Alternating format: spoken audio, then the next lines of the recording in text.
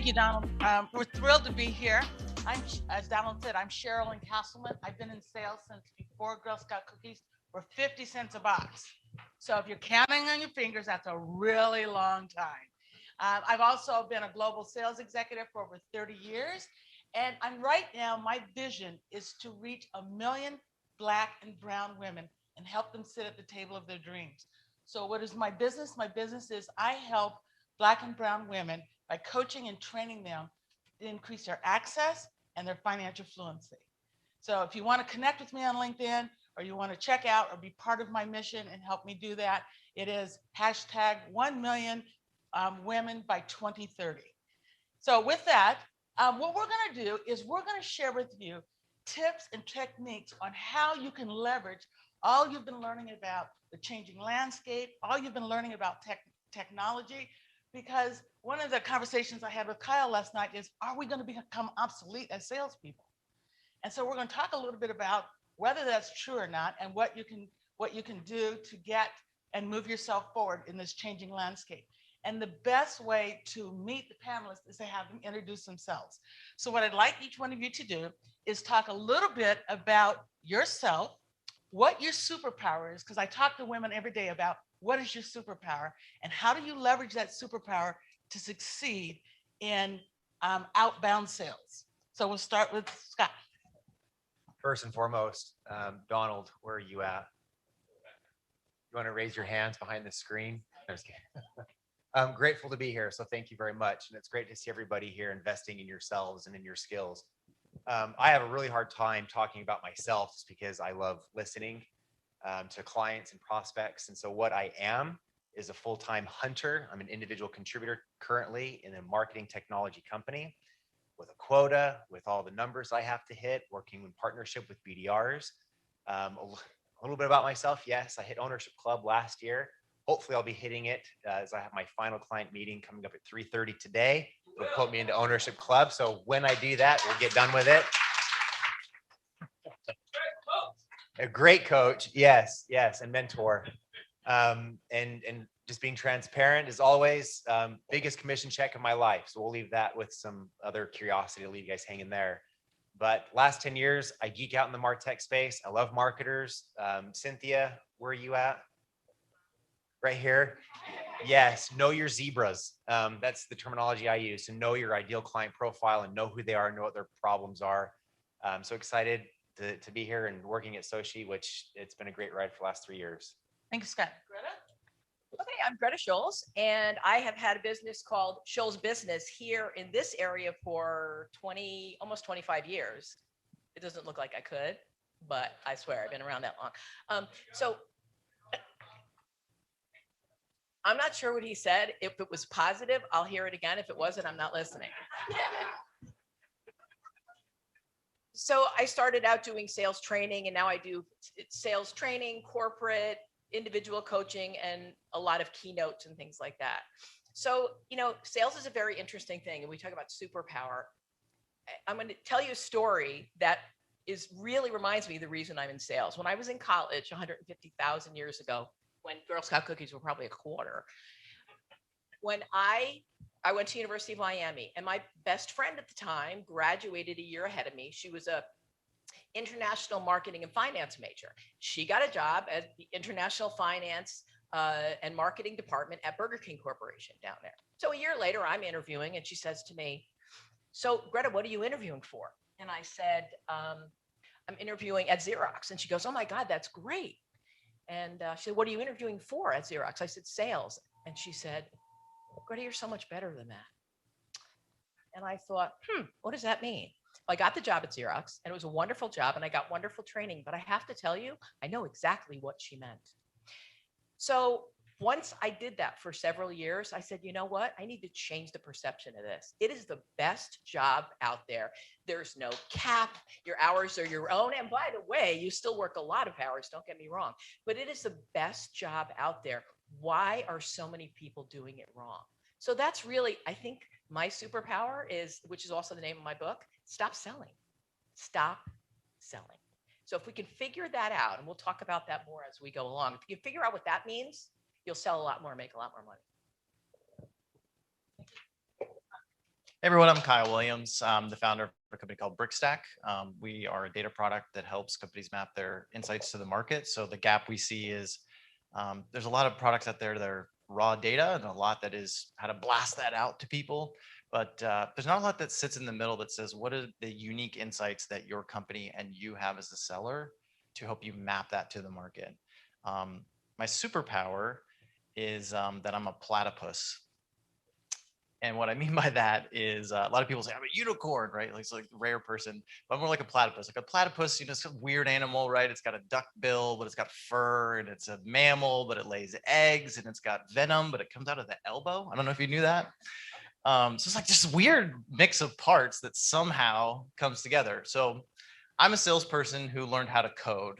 And so I'm just this weird mix of capabilities that happen to come together into one person. And that happened. I was an early Google Cloud sales rep who got really frustrated. And I found some mentors on the engineering team to help teach me how to automate different parts of my workflow. I built the first sending tool used by the Google Cloud sales team for the first 100 people or so. Did a lot of cool stuff since then, but now with my company, I help take those skills to build product to market. Okay, awesome, thank you. So one of the questions that I'm frequently asked is, and this one is for you, Kyle, is, okay, I've mastered LinkedIn. I know how to use it. I use my CRM, but it's still not working. I'm gathering all this data, but what do I do with it? How do I leverage insights to kind of move this forward and make it happen? And what I'm going to say is I'm going to piggyback off of something that Donald said. One of my mentors said to me, Cherilynn, if you criticize people, you raise their defensiveness. But if you challenge people, you raise their game. So my challenge for each and every one of you is to write down one thing that you learned from every one of these panelists that you're going to take action on before next Friday. One thing that you're going to take action on. So Kyle, that's what I'm looking for is I got all of this data, got all this insight. I've mastered everything. Garner told us, do your research, know your clients. What do I do with it? Yeah, and I think one preface I would give is with the topic being what's working now. It's kind of like asking, how do I win rock, paper, scissors? And if I answer like rock, well, if we all play rock, eventually someone will catch on and start playing paper. So it's good to learn a system. So we'll talk a little bit about some stuff that's working and some systems. So you talk about data and insights and how can I start to leverage them? I think there's three things that are opportunities for sellers.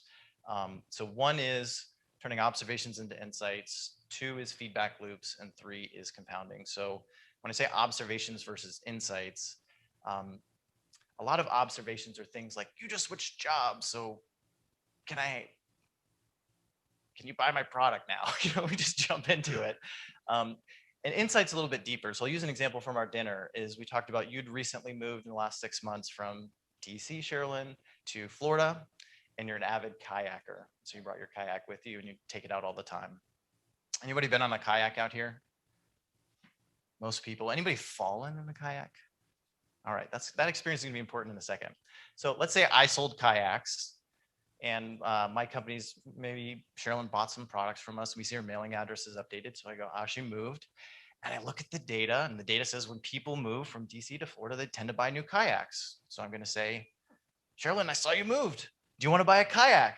And when you first moved, you would have said, absolutely not. I love my kayak. Right. Yes. End of story, right? But 40% of people normally do, but I didn't learn anything from that, right? I just looked at the data and I deployed it. I had an observation and I have this correlation and I ran it. But I learned something about kayaks that I didn't know. And if you've fallen in a kayak, you probably wish you knew, which is that they have 2 ways of doing stability. You have primary stability and secondary stability. Cherilynn taught me about this last night. Primary stability is like how you can move through the rocks and the rapids. Secondary is like how you can flip back over if you fall. So if you're in the Potomac in DC, you want to be able to navigate the rocks. But in Florida, you don't want to flip over and end up with the gators. So if instead I talk to Cherilynn and say, saw you just moved from DC, now that you've gone the Potomac to the mangroves, have you looked into getting a stronger primary stability? And Cherilynn says, no, I love my kayak. And you say, okay, well, a lot of my customers who love their kayak start with a better seat back so they can navigate through the mangroves. And then when you're ready, we can talk about primary stability. Well, now I've had a conversation, right? So I've got an insight that says it's not just because she moved, it's because we're in a different water is probably why most people make the switch. So observations into insights. For you, that's probably something different.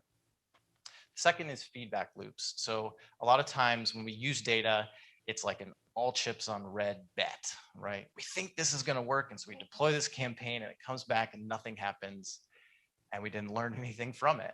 So we can't get any better. So, I think a lot about how do you make it so failure mode is also learning mode. I think Cynthia talked about this beautifully with like test, learn, iterate, and design is in there. Test, design, I forgot. Anyway, you got to iterate. I'll get it right afterwards. Is think about feedback loops. I'm working with a client now who they're trying to, they sell to marketers and performance marketers, the marketers that buy ads is a new place they're trying to sell. So in the normal world, you might just build a list of performance marketers and say, here's the bullet points of why performance marketers might be interested in our product. Instead, we took a step back to say, can we get some feedback from the market up front? So can we look at what's going on with performance ads? We got some data from SEMrush to look at these specific accounts and say, what did they spend last month versus this month? 60% of the accounts were down, 10% of them were up, and the rest were sort of in the middle. Say, okay, so let's reach out to the ones that are down and the ones that are up and see if there's anything different about them. But instead of inviting them to have a conversation about our product, let's invite them to a round table for our community where they can talk to each other about the challenges that they're facing. So the response rates are way up. Now they're having a conversation with each other. You're learning how this specific persona speaks in the context of what's going on in their world. So now they've followed up to the people who went to the event or to the round table. Just from that follow-up, they've got a 3% opportunity rate, which is much higher than most outbound campaigns. And now they've got learning. So we've got feedback that came from first looking at the data itself, feedback from the roundtable, and then now they can go deploy that in their outreach campaign. So instead of just guessing and hoping, I think a lot of times we're chasing a world that doesn't exist anymore, right? It used to be when I first was doing outbound, I could reach out and 20 people would reply, but half of them are saying, it's not me, and half of them are saying, that's not my problem, so I can improve both my messaging and my targeting. You can't do that anymore, so you need to get feedback before you hit send. The third thing is compounding the learnings, right? So in the example I gave of the company that brought people to the roundtable, what we learned in the conversation from performance marketers is that often those who are reducing spend, the way they're reducing spend is they're not bidding on their own name as much. And if you don't, I didn't know a lot about performance marketing at the time, but you have to bid on your own name because if you don't, then someone else will. So you bid on your own name. So it doesn't really it's traffic you should have gotten, but you wouldn't because you're not in the ad space versus the organic. So they're all cutting that spend and hoping their competitors also do the same. So what we're doing now is using that insight to analyze the content of the keywords they were bidding against last month versus this month, to then say who's changing branded spend versus not branded spend. Well, now I've got a new insight I can take to the market. So we looped all the way back, right? We started with what's an early insight we don't know. So we're going to get some intel, we're going to get feedback, and then we compound. So I think those are some strategies that we can start to use to make that actionable. If you have insights today, start to aggregate them and look at them across 100 prospects instead of just for a singular. So when I show up and say, I saw you have this pattern, I can instead put you in the context of what I see across the market. So now you're showing up as a credible expert. If you don't have any, reach out to former customers. So. I love that. Thank you. I immediately, when we were talking, wrote down insights because I always talked about observations, but now it's insight. So that's incredible. Thank you. Because if somebody had told me that I was going to flip over in gator water and that was their insight, I would have bought a kayak immediately. Okay. So thank you. A new one. So one of the things I'm so impressed with, Scott, is what you've accomplished. All right. The Owners Club, all of us know President's Club, Owners Club, how difficult that is. When we talked earlier, we talked a little bit about what we're learning now is what's going to take us to the next level of our career. So talk a little bit about what that means to you. What are some things that you've learned that everybody could learn that's going to help them advance their career? So we've talked about outbound, we've talked about technology, but what can I take so that I can advance my career? I think there's a few different golden nuggets depending upon what hat you may wear, what role you're currently in. And listening to Kyle, it reminds me of a big word that starts with the letter A, and that's accountability. as an individual contributor, you have to be responsible for your territory. You have to think and act and strategize as the CEO. You own it. And yes, the quarterly reviews that come around is an ROI analysis on you. Understanding that, and I'm not sure who shared in the back about that pinch, end of quarter pinch, but you have to plan, you have to find that clarity and confidence into what you're going to do, which is why I love being a sales professional, or I would like to use the vernacular, sales athlete. You have to, and if you guys haven't seen the Tom Brady documentary, I love it. I try to emulate that for myself in terms of how to plan out, how to take care of yourself, how to go after your territory. So leaning into from number one, owning and being the CEO of your territory and taking that accountability, then leaning in and taking your marketing team, like Kyle, to lunch and geeking out with him and identifying what I can use in Sales Loft and my cadences and my LinkedIn approach and my voicemail messages to come off with a relationship and delivering value versus not showing up with the swagger that we should have when you believe in what you're doing. And with that idea, then it comes down to atomic habits, which you have to implement. There's so much ideas. My formula that I will attribute to the rest of my life is starting at 6:30 in the morning, and I own every morning. I've got little man cubs of 5 and 8 year olds. So people can say, well, you don't have kids, or no. I've got kids. You can figure it out. But every morning it starts with starting up, getting your game plan together without having to think the first 10, 20 items that you have to do. So come 8 o'clock, I've got already an idea of what my day is going to look like. I know my appointments. I've already followed up with them. They're confirmed. They're in. I know what I'm going to talk about. I have some questions. I pop on a podcast, a little bit of caffeine, thanks to Donald, thanks to all the other pieces, to ideate, strategize, to come to those meetings prepared, knowing that I don't even, from 10 to 11 o'clock and 1:30 to 3 o'clock, those are my strategic meetings with clients. I don't plan 9 o'clocks because they're still doing their thing. I don't plan 4 o'clocks because they want to go home and they're burnt out at the end of the day and they're not going to be attentive in the calls.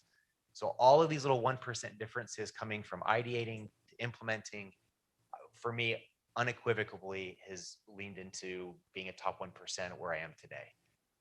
That's what I think would be the biggest takeaway, even from sitting here and even listening to Kyle and then listening to Greta here share her stuff, is just leaning in and listening and implementing what they share. Thank you, Scott. So accountability and atomic habits. And to kind of piggyback off of what Scott said, so when we're raising hands, I'm the one that's up at between 3 and 4 every morning. I was a single mom. My children are grown. I did a post today about my youngest and my granddaughter. And so 4 a.m., I got up and got my work done. I went to work for interruptions, but I got it all done before I went to work. And so that was one of my atomic habits that I've always had in my career. And to this day, if you get emails from me, you may get them at 3 or 4 o'clock in the morning because that's when I'm working. So thank you for sharing that. One of the things that Greta and I talked about was what's one habit that, or what's one thing that sales people could do better. And one of the things that she said is, there's one thing we got to get right, especially with this great resignation that's going on, and that is interviewing. So talk to us a little bit about the connection between interviewing and outbound sales. Okay, so I want to talk a little bit about both sides, whether it's hiring and being hired. Okay, so I spoke to a CEO group and I said to them, so let me ask you guys a question. If you had a sales manager who worked for you and said, you know what, we're not going to sell anymore right now. We got a good amount of clients. We're going to stay with what we've got. If we lose a client, then we'll go ahead and look for one. How would you feel? And they all go, oh my God, I fire him. Okay, you're doing that every day. But what do you mean? Here's the problem with companies, and then I'm going to talk about from the salesperson side. What companies do is they have, 8 territories, and they hire 8 people to cover those territories. They go, next problem. And they feel like everything is in place. And then they lose somebody and they're scrambling around, whether it's LinkedIn, whether it's, Indeed, whatever it is they use. They get a bunch of resumes, they look at them, and they go, okay, here's the best of the bunch, interview them and pick one. And then they wonder why 6 months later this person's not. So here's what you guys need to understand, and sales leaders need to understand. Salespeople are an asset. They're not an expense in a company. They are an asset that you bring in. So if you only look for assets once in a while, your company is going to dive to the bottom. What you need to do is be looking all the time. So if I was talking to CEOs and sales leaders and sales managers, I would say, go to your clients and ask them this question. Who else calls on you besides us? That when they call, you pick up the phone? That when they come in, you come from behind your desk and talk to them? Who brings you that value? That if they went to another company, you'd follow them. Who is that? I want to meet them. And if I was a sales leader, I would be asking every one of my clients that. Then I would call that person up and say, you and I both work with ABC company. And they talk a lot about it. I want to know, you're probably very happy where you are. If you're ever looking, I want you to look first. Smart salespeople often say, let's talk, because opportunities are always out there. So that's very important. So that's important for you guys. The next part is, which is where people that hire suck, and a lot of salespeople suck at interviewing, okay? Stop selling when you're interviewing.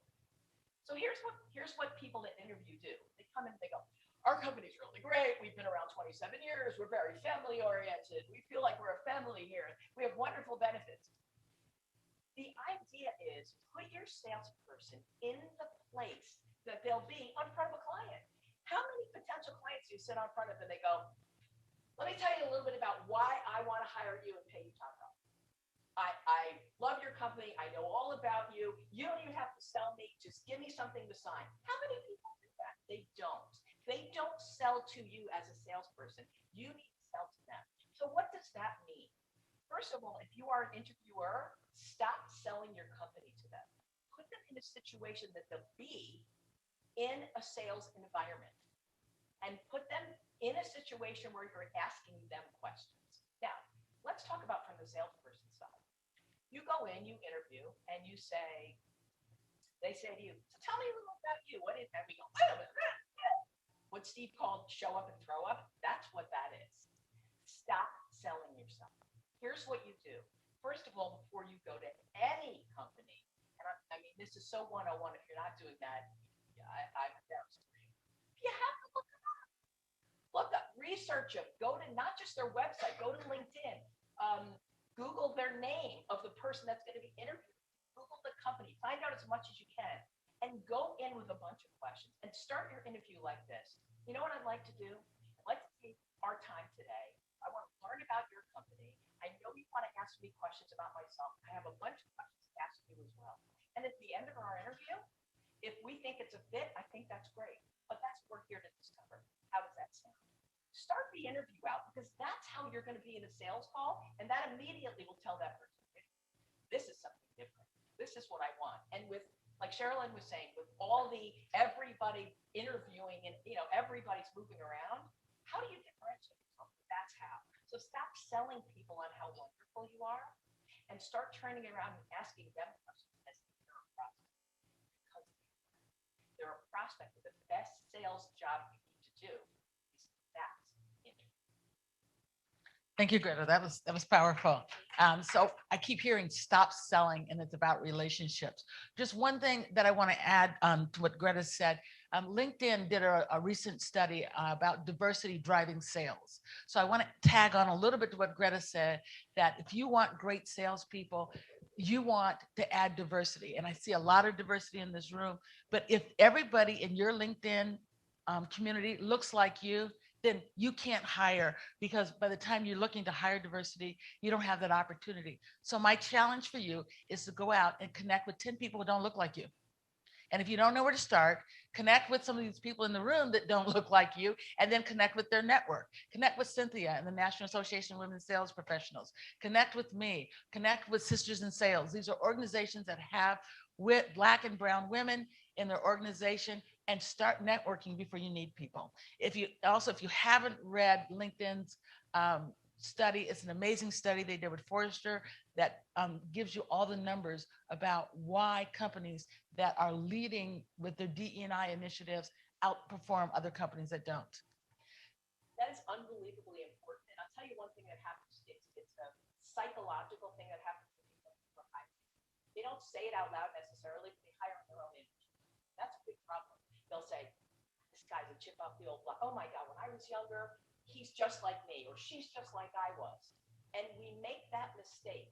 That is a mistake. You know, I also think that having an assessment or something outside of just the interview process takes out the emotion. Emotion. Salespeople, listen, you know, everybody, is that not working? Oh, There you go. you think I didn't even need it. I'm so freaking loud. Okay. Salespeople, most of you in this room are in sales because somewhere along your life, somebody said, you get a good personality, you should be in sales. And so we use that like, hey, and that doesn't work anymore. To be a sophisticated, high-end, big money maker salesperson, you have to do things differently. And Absolutely. hiring differently is really huge. Thank you, Greta. Absolutely.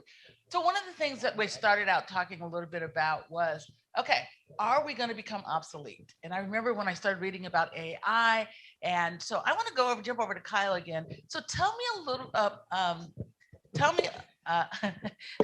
musical chairs here. I think they fixed it. I think we're good. So tell me a little bit about how do we move forward with all the technology and everything. So, and are we going to become obsolete? As a data guy, is the CRMs and the LinkedIn and all of the systems going to start talking together that we don't need us? Yeah, there may be a world at some point where the machines just say, oh, there's an 87% chance we can work together and it just happens. But I don't think that world is coming anytime soon. But AI is coming. I think someone mentioned Reggie AI, and there's a lot of tools out there that will auto write the first part of your email and personalize it. Anybody seen those tools? When use those tools? You heard of GPT-3? Anyone? One person. There we go. So GPT-3 is this technology that powers most of those tools, and it is incredible. It's one of the biggest advances in AI that we've seen in decades.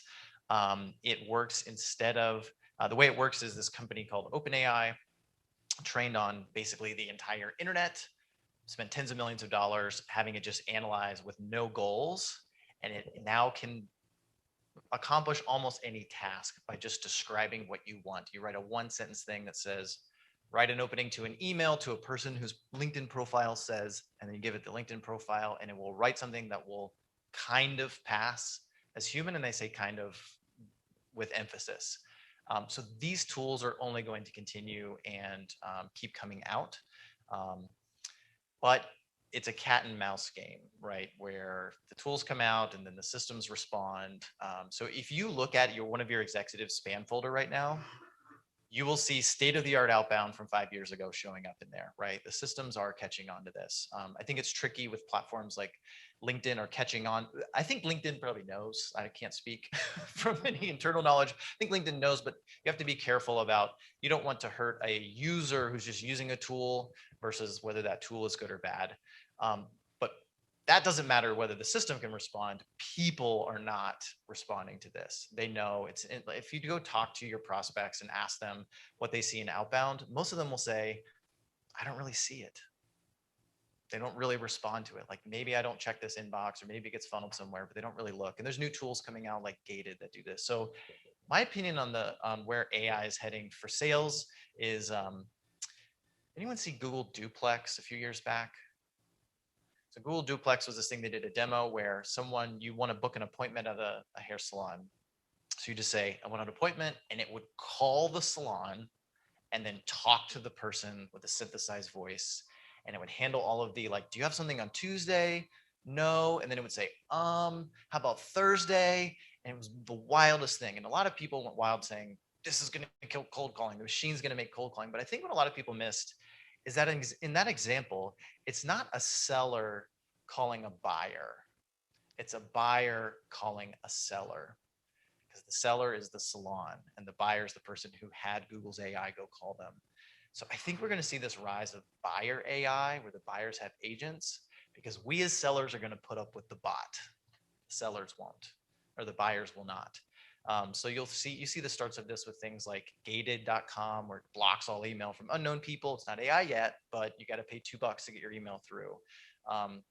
So there are some things like that that are starting to come out. So I do think AI will change our role, but I don't think it's going to take it over, right? And so there's some things you can do today is you can start to see how the AI is starting to work for the buyer, or even for yourself. If you have Gmail or you have LinkedIn and you get a message and at the bottom, it has the suggestions. So if you say like, do you want to meet next Tuesday? It'll say Tuesday works great or no thanks.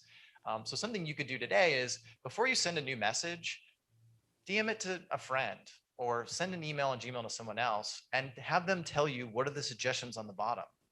If it says no thanks, no, absolutely not, the machine knows it's a template and knows you're sending a sales message, right? So there's some ways I think you can adapt to this changing world. And that's, I mean, I could talk about this for 5 hours, but those are some of the things that I see and some of the ways I think this is going to go. Thank you, Kai. I love the idea of sending the message to a friend and seeing if it automatically opts out. Because I get those messages on LinkedIn and it gives me the choice. No, no, thank you, drop dead. And I was like, wow, how did LinkedIn know that this was trash? And so I love, sending that and getting that in advance. Thank you, Kyle. So Scott, one of the things that I'm most impressed with is as a former sales leader, you went from 10 salespeople in 3 territories to 55 in 16 territories in 4 years. That is incredible. So tell us a little bit about how you upscaled your team and what are you teaching them today so that they're going out and succeeding like you have?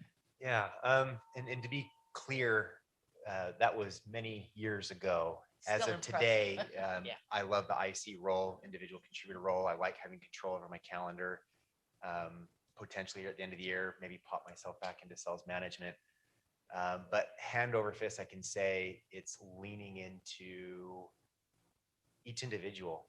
I mean, it is such a ROR game when it comes to teammates and building trust. And I loved, just again, echoing Cynthia, is showing up in a dress, whether if it's for an interview, whether if it's on a call, whether if it's at work, it does not function. It doesn't work. It's showing up to every client, every prospect, every existing relationship that you have with the intent to, with the intent to empower them, to help them. And the same thing is, I would say that you have your champions and your influencers that you're prospecting, you're learning about them. I don't know, I see a business suit over here, and just starting to articulate maybe some of those psychographic things that I'm going to start connecting with them on. Your employees, your team are your greatest champions and influencers in your team. So as much as you may want to lean into prospecting and learning about those people, you need to do the same for your team. And that's your biggest asset and investment, where you'll have the biggest revenue generating activities is right there with your team. And that, again, is what I would attribute that success experience was. Okay, awesome. Thank you. So lean into your team if you're in sales leadership or you want to move into sales leadership. The other thing that I encourage people to do is if you're not in sales leadership and you want to lead from the middle, just lean into your team. It's you still want to build those relationships. You can build those skills even if you don't have the title of manager. So I appreciate that. Thank you. I enjoy Greta because Greta has just simple, short statements. And what she said to me is, if you're going to do outbound sales, do it right. Bottom line, just if you're going to do it right. If you're not going to do it, don't worry about it. And so, Greta, tell us, if you had to give us a couple tactics that we want to do so that we can do it right, what would you like to share with us? Okay, so let's thank you. Trade with you. Yeah. So what we're talking about is cold calling. And no one likes cold calling. Everybody hates it. Now, there's always somebody in the room that goes, no, I really like it. Is somebody going to do that? Because it happens every time I do it. No one likes it, and there's a lot of reasons for it. Steve talked this morning about, when you sign up for this job, you're going to have rejection. That's true. But if you're making cold calls, today it's 1 to 2% that you'll even get someone on the other end of the phone. And then probably at least one, if not both of those, are going to hang up or tell you no. So there's no sense to it. There just isn't. Okay. But if you're going to do it, if you have to do it, if it's part of your job, let's do it better. So I get calls at my company sometimes and I pick up the phone and it's me. I pick up the phone and go, this is Greta. That's how I answer the phone. And they go, hi, can I speak to the person in charge of advertising? And I'm like, dude, you obviously did not look at I'm the only person on that website. I'm everywhere. And I just answered, this is Greta. So I have no respect for you whatsoever. I'm absolutely hanging up. So if you're going to do it, don't wildly pick up the phone. That's what a bot does. Okay. If you're going to do it, if you want to look these people up, research them, like I said before, go on their website, look at them, go to LinkedIn, try to connect with them on LinkedIn, or at least look at what they do in LinkedIn. What was their past? Find out a little bit about them, find out about their company. That's what you need to do before you call. And so that's number one. You've got to do that research. Once the research is done, if you're going to pick up the phone, again, the chances are not very large that you're going to get someone. You probably get a voicemail, but either way, you call up and you'll say something like, hey, John, this is Greta with ABC Company. I'm calling you today because I noticed, I read, I saw something, fill in the blank. And I thought because of that, it might make sense for us to have a short conversation about potentially, there's about some synergy, but I don't want to assume that that's right. Always pull back, but I don't want to assume there is something. I don't want to assume there's something here just from what I read. Why would you ever do that? Because it's different and because it's true. Just because you read something about someone doesn't mean they're a perfect fit for me. When we're younger and we go, I can't believe he broke up with me. We were perfect for each other. Not if he didn't think so, right? Same thing. So you want to let somebody know, I'm calling you because I read this or saw this. So I thought it would make sense for us to work together, but I don't want to assume just from what I read it is. And then set some ground rules. So what I'd like to do is take a few minutes, ask you a few questions, see if there's some synergy here. If there is, we can figure out what that looks like. And if there's not, we hang up. No harm, no foul. How does that sound? Now, will people hang up? Sure. But you'll get more people that hang in there because it's different. That's the part I like. I worked with a woman years ago. She was a salesperson at the South Florida Business Journal, and they were a client of mine for years. And this woman came from New York. Her name was Leslie. And so she was calling people, which I loved. And I didn't even teach her this. I wish I could take credit for it. She would call people and go, hey, my name's Leslie with the South Florida Business Journal. I've been in advertising in New York for years, but I just moved down to South Florida. So as much as you hate cold calling, I hate making them. But I got to do this to start over. So if you'll hang in there with me, let's figure out if there's something here that we can talk about. And if not, go ahead and hang up. It's been happening all day. How awesome is that? Right? And the reason it's awesome is because it's real. It's different. Don't call up to try to, metaphorically put your foot in the door and try to say everything that you can. No one likes that. So it's the same thing with a cold call. But the most important thing is get out there and network, whether it's through LinkedIn, whether it's on your own, whether it's local networking. Get out there, learn about other people, ask about them, and see how you can connect them to other people in that room, or other people on LinkedIn, or other people in Facebook. Connect them. That's your job. If you connect people to others, they will turn around and tenfold try to get you business. But you can't do it for only the selfish reason. You have to do it because you want to help people connect. And if you help them with their business, they will help you, and it'll be a lot more fun than getting on a cold call. Awesome. Thank you, Greta. I love the analogy you have about dating when you just said no. They break up with you, and it's the same way. I love it. Somebody called me once and they said, Cherilynn, I know I'm interrupting you. And I was like, oh, wow, that was pretty cool because yeah, you are. Yeah. I mean, they were so real that I didn't listen to them because I appreciated that they acknowledged that I am a sole proprietor. I am busy, and they were interrupting me. So before I move on, I have a couple more questions for the panelists, but because we're here for you guys, I want to open it up to see if there's any questions. We've got Kyle, Scott, and Greta here. Incredible leaders in the industry. They are top of their game and with outbound sales. Do we have any questions for them that we want to take before we move on with our questions? Yes.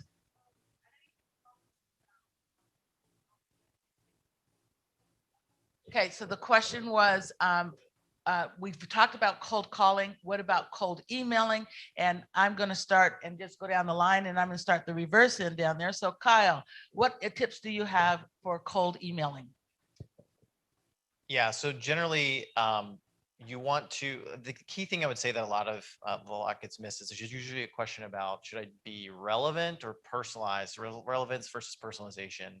I think especially in email too, is you have to realize that relevance is a pre-existing condition. So it's not something you can just be. Like someone is either in a relevant state or they're not, and your job is to resonate with that relevance. So when I think about email, I'm trying to find what is the insight that I'm matching to this person, and then how do I resonate with it, right? So because I know that Cherilyn just moved, I think I have an insight that maybe she's got this stability to figure out for her kayak, but I don't know for sure. So I want to resonate with her and say, hey, when you moved, are you looking at changing stability? She said no. So now I'm going to talk about navigating the mangroves and how you should get the seat back, right? We're going to have a conversation. So that's the second point I would make is don't always just shoot for the meeting, is find other ways to start the conversation, whether it's an opening question, as Garner mentioned, like partner with marketing, right? Are there ways that you can push people to a marketing either event or roundtable where you get learnings that come out of that, and then now they're even more warmed up so we can get the opportunity from them. So not make it a zero-sum game. Awesome. Thank you. Greta, email tips? So I would absolutely correct. I mean, emails they're getting as ineffective as cold calling if we don't do them right. And it's interesting to tell you a little story. I got a LinkedIn request from a girl, and I can't remember even what she did. I was like, oh, that's interesting. I didn't know her, but we had a few people in common. I said, okay, so I accepted her. And she emailed me and said, Paige, thank you for connecting. I just want to let you know that we sell software, and if you need blah, blah, blah, blah, blah. And I emailed her back and I said, that is absolutely not how to start on LinkedIn. I did. I emailed her back and I said that. I said, you may want to start with just a little softer than that. Maybe ask me a few questions as opposed to going into your sales pitch. She goes, thanks. How are you? I'm like, no. So whether it's LinkedIn or whether it's an email, okay, what I talked about before with an email is you have to be different. And I think you're right. I mean, it has to be something, whether it's personal or business, but it has to be personalized to them. So what I was saying before, I do the same thing. I would send an email to somebody and say, hey, I read, I heard that you do this. So I thought it might make sense for us to take a few minutes and talk to see if there's some synergy. I'm not sure that there is, but I think it would make sense for us to get on a few-minute chat. What do you think? I would do something simple like that. Don't put a whole bunch of information about what you do. Nobody's going to read it. And the more information you send and you tell people, the less they're listening, because that's what the internet's for. They can tell people all about what your company does. You are there to make the connection between what your company does and who you are. That's the connection. So your email should be short. It should be directed to them. They don't see it as generic sending to everybody. That's what bots are for, right? Bots do that online. They do it. They send emails out, say, I sent you an email last week and you didn't connect with me. No, you didn't. Emails are almost getting to the point where cold calling is. So make it personalized. Find something. I read an article that you said, blah, blah, blah. I found that so interesting. And because of that, I thought it might make sense for us to talk. Maybe we have some synergy together. Something along that line, short and sweet, and that's it. Thank you, Greta. Anything you want to add to that one? 100%. Yeah, Okay. I was doing it yesterday. Personalize, you have to. If anybody opens up an email and they see it was written by your marketing team, what would any of us do? Next, right? Classic. Cynthia, old business, new business. Hey, Cynthia, notice you just moved from so and so and so. Welcome, assuming with your expertise and years in sales, I'm assuming this may be something you already know. Text like your friend, right? That works hand over fist, because the email, you spam it, they're going to next. So personalization is absolutely key. And for me, the formula that I'm still always trying to find is personalizing at scale. So between a voicemail, hey, just left a voicemail, congratulations on the move, welcome to Florida, anything like that that's going to capture, then you just earn an extra 3-4 seconds and a few extra calories that they burned thinking about you. Now, one other quick tip, and then Cynthia has a question here, I believe, is send the email to yourself and read it on your phone. Because I don't know about you guys, but I get hundreds and I do this and I go, nope, not opening that one, not opening that one. Oh, that one I'm going to open. And so send it to yourself, read it on your phone and say, would I open it? Send it to a friend, ask them, would you open it? I tell my clients all the time, send me your emails. And if I don't respond back, you know that I didn't open it. Okay. If you want to know if somebody will open it, I'll open it. I'll say, oh, cool. And I'll read back to my clients and say, yeah, I opened that one. That was nice. So read it on your phone and see if they'll open it. Cynthia, you had a question or addition or?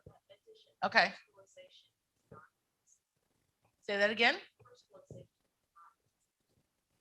Personalization is not just using their name. Good point. Thank you. All right. We have another question here back.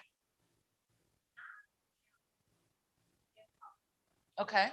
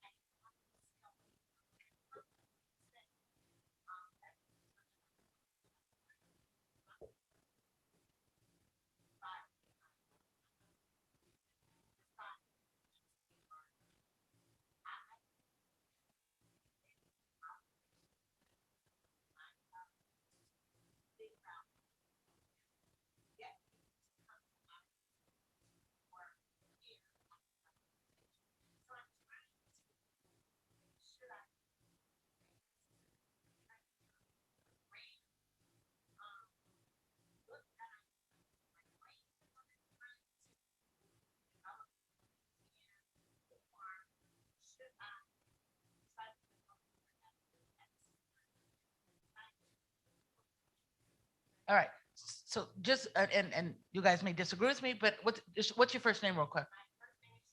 Charlotte. So Charlotte, tell me one thing that you do better than anybody else when it comes to connecting people. What is your superpower? What do you do well? What do you do well, Charlotte? Okay.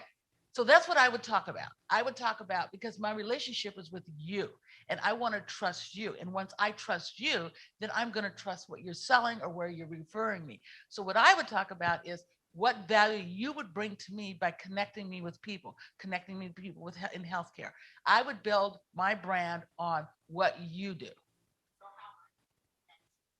Correct. To help me meet my problems because you are a connector, you're knowledgeable, and people work with you because you connect people. And I would focus on you. That is your LinkedIn brand. You just happen to do it for XYZ company. That's my anybody else here want to add anything? I mean, I agree with that 100%. To piggyback on that, actually, Cynthia said it earlier, and I've heard it once before, and I thought it was brilliant. You know, what she was saying, or what do people ask you? So I had heard before along the same line, what are the FAQs that you get? Right? What are your FAQs? And that you could do a short art, because then you said, should I become an expert? That makes you an expert without saying I'm an expert, right? So you can say, you know, I got this question the other day from somebody who did this. And I think that's a brilliant, I mean, she talked about that and I've heard it before and it's so smart. And honestly, I've forgotten about that until she brought it back up. But I think that's really brilliant because for somebody to see you and say, she's an expert, if I'm going to be involved in this, I'm going to hire somebody. I've heard so much from her and she answers so many of the questions I already have. That seems like it makes a lot of sense. In addition to, yes, you're a connector. You want to connect people together. That's what LinkedIn's about. LinkedIn is a big networking group that's worldwide. I mean, it's the thing that I learned before there was a LinkedIn, where you go to groups and you meet people and you connect them with other people. That's what LinkedIn is. So it is about connecting. It's not about selling on LinkedIn. You blow it if you do. Okay, thank you. Thanks, Charlotte. We have a question in the back, and I don't think we have a microphone. So if you would, stand and project really loud for me.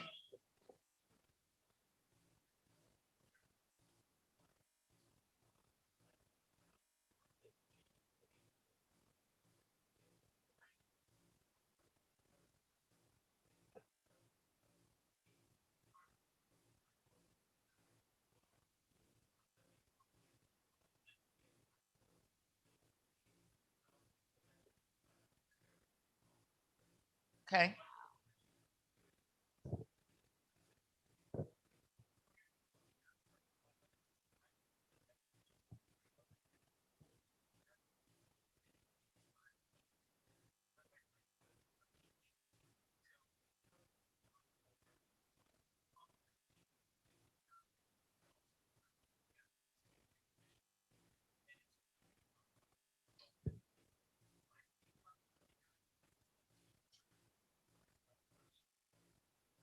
Yeah, and just to make sure I understood the question is, so you have a lot of expertise. I want to learn more about this third brain thing, 'cause I know about two brains, like first and second order from like think.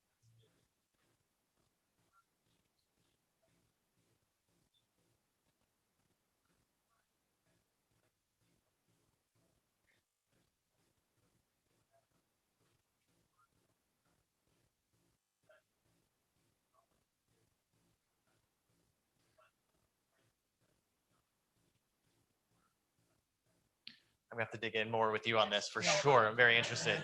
And so it sounds like you have this expertise, and then when you're writing content, it's a challenge. And then using a tool called Jasper. I think they used to be called Jarvis until Marvel stepped in. So you can't use Jarvis anymore. And so like usage of a tool like that as you're trying to manage, like I have an expertise. The machine can help me with the writing side, but how do I connect those two? So my thoughts on that, I think one is where these tools can go wrong is when you try to just like click accept on every suggestion. That's not what you're doing at all, right? You're saying, I want actually more of what I think to show up in these tools.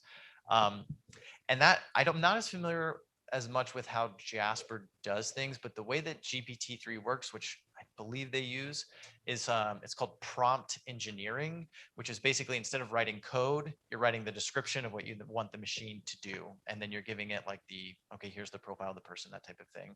And so it sounds like what's getting missed by Jasper today for you is you've got your expertise and the machine isn't picking that up when it's writing. So it's writing for you. So some of it might be just working through the prompts, the way that you describe what you want the machine to do. So it might be taking some of those core insights that you have and giving those as part of then telling it also look at this person and then seeing if those suggestions help as a way to get started or come up with ideas.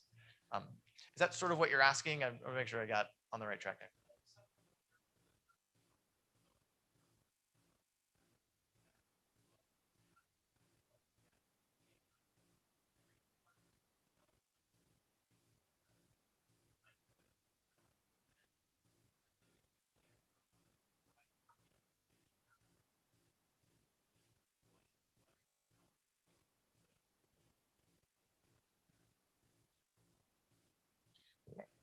So I'm gonna, Yeah. so I know that we're the panel that's between you and your lunch. So this is what I'm gonna say. So the panelists will be here. What I'd like to do is give each of the panelists a minute to do a wrap-up comment, either talk about 1%, what is something people should be doing every day, or how would you like to challenge the audience? Then we're going to wrap, and the panelists will be here afterwards. They'll also be around at lunchtime if you want to ask them questions. So I'm just going to go down and we're going to do a rapid fire, 1 minute or so, just a final, anything that you think will help move people to that 1%. If you're not familiar with the 1%, it talks about what you can do every day to get a little bit better every day. And if you just get 1% better every day at the end of the year, you're just going to be amazing. And so my challenge is, how does everybody here just get 1% better? What's one last thing you want to leave them with? Scott, what's your thought? I'm reminded of what sits on the bottom of my monitor, which is a sticky note. It's been there for 3 years, and it says, remember what happens when you believe in yourself. Trust your best. Okay. It always works out. And so in those moments that become tough, you're between a rock and a hard place, whether politically with the company, whether with prospect, whether you're feeling the pinch, trust yourself. And then the second would be is to implement a 1% process in your life. Implement the 1% process, and that will be the game changer. And Atomic Habits, I think, talks about that ice cube experience on the table of 1% difference or 1 degree difference. Can't remember where I read that. Maybe it was that book. Can't remember. And both Atomic Habits and the 1% are great books to read. They're quick reads if you want to implement a 1% in your life.